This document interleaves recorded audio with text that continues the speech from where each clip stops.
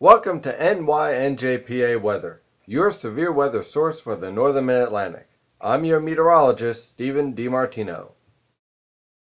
Well, the first heat wave of the summer of 2011 is well on its way, with temperatures skyrocketing through the 70s and humidity very high already. We already had some patchy fog that is now burning off throughout the Northern Mid-Atlantic, and we could thank this heat wave to an area of high pressure sitting off the southeast coast. This high pressure system is producing a southwesterly to southerly wind up the east coast from the Gulf of Mexico, which is transporting a very tropical air mass from the Caribbean and from the Gulf of Mexico into the Northern Mid-Atlantic. How bad will it get? Well, unfortunately, this is going to be a rather dangerous situation, especially if you're elderly, young, or if you're working outdoors. Temperatures this afternoon will rise into the mid to upper 90s throughout much of the Northern Mid-Atlantic. The immediate coast will stay anywhere from the upper 80s to lower 90s, but the real culprit here is the high humidity, with dew points already in the 60s and 70s, which is more typical for locations like Florida than New Jersey. The heat index this afternoon is going to be able to exceed 100 degrees, and when you have a heat index over 100 degrees, clear skies, light winds, that leads to the potential for some heat stroke and some problems with the heat. If you get dizzy, please get indoors and please drink plenty of water, because this type of heat will produce a significant strain on your body. So use some caution. Unfortunately, there won't be much of a break in this heat wave through tonight into tomorrow. But by tomorrow evening, a cold front that is currently over the northern plains will attempt to move through the Northern Mid-Atlantic and bring some slightly cooler temperatures into the region. The big news is that the humidity is going to drop by this weekend, but unfortunately, there's going to have to be some showers as well. But the main story for the next 24 to 48 hours is going to be this heat wave with plenty of hot and humid air moving into the Northern Mid-Atlantic. Now, the potential for severe weather on Thursday night is not as impressive as one would think. This is the European model guidance, which is handling this pattern the best right now for Thursday night into Friday morning. The key feature I want to point out is the fact that the 500 millibar PVA, that's your upper level lifting, is focused well into Canada.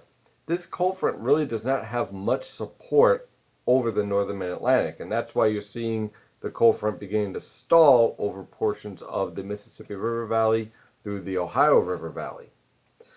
What I'm expecting with this cold front is a passage between 8 p.m. and 2 a.m. Thursday evening into Friday morning. With this cold front, I'm expecting showers and strong to isolated severe thunderstorms, but I really believe that the best potential for severe weather is going to be over the Mohawk River Valley in New York, the northern Hudson Valley, and parts of central and northern New England. I think those locations will have the best potential for the instability at the lower levels and the mid and upper level dynamics needed for severe weather. That doesn't mean a strong thunderstorm or even an isolated severe thunderstorm won't impact the New York City and Philadelphia metropolitan area.